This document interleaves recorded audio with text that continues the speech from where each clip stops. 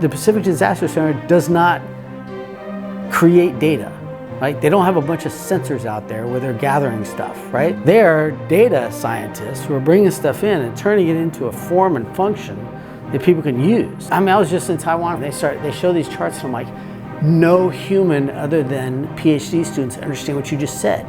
So let me show you a chart that shows the sea level rise in your neighborhood. That makes sense. This is what it looks like in 2040, in 2030. So now you can start doing reasonable projections in a way in which decision makers can actually find value in it. This is a really exciting time for us. What we're doing is we're taking this approach that takes everything from computer science, statistics, machine learning, as well as leveraging subject matter experts to solve the problems that are most pressing to our stakeholders. Our analytics lab continues to leverage a data science approach to all of the problems we find. We now have so much information that we're getting lost in it. And the understanding that more is not better. More data, more information does not lead to insight. Being able to distill information, large, huge data, into something that matters, like where do we move this population so that they can be safe? How do we most quickly get medical assistance or evacuation or goods into this area? PDC has been able to do that, and what it's done is allow emergency managers around the world to target response. No longer are they themselves having to analyze how many people are in that community, what is the community breakdown. It's within minutes. We can take very complex, large data sets, quickly process them, store them for analysis and visualization, so we can answer a lot of those tough questions that our stakeholders really need, like who will be impacted, where is going to be most impacted, and what does that mean?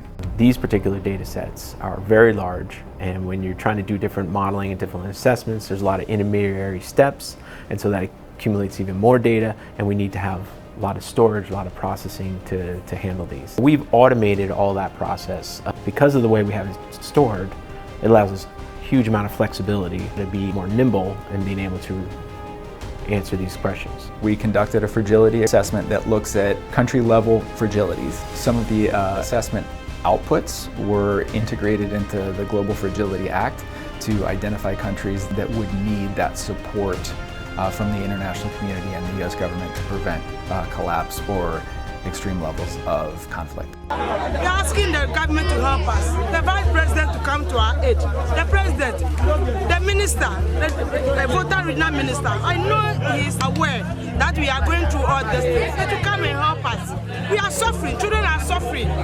So what we can then do is leverage our work in disasters, because we know what drives disaster risk. We know the vulnerabilities, we know the capacities that can counter those vulnerabilities, but then we extend it to what else is involved with states being unable to provide for their citizens, to exist in the world without conflict.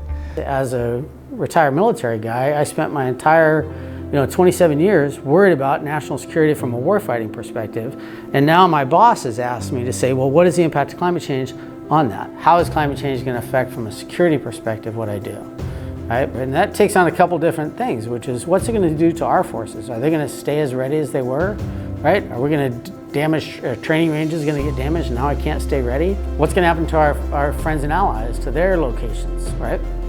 If we anticipate in a conflict or in a disaster response, then what's the impact of climate change on that location? If we're going to spend resources to improve it, we want to make sure it's still going to be there in 25 years. We're looking at potential changes to water security, food security, migration, potential increase in conflict based off resource scarcity.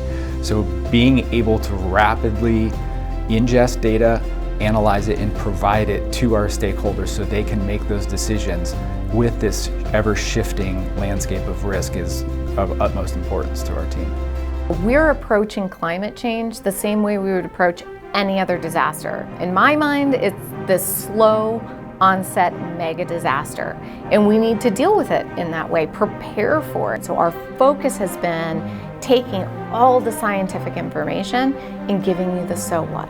what is the likelihood that you're going to need to do some type of adaptation between now and 2050?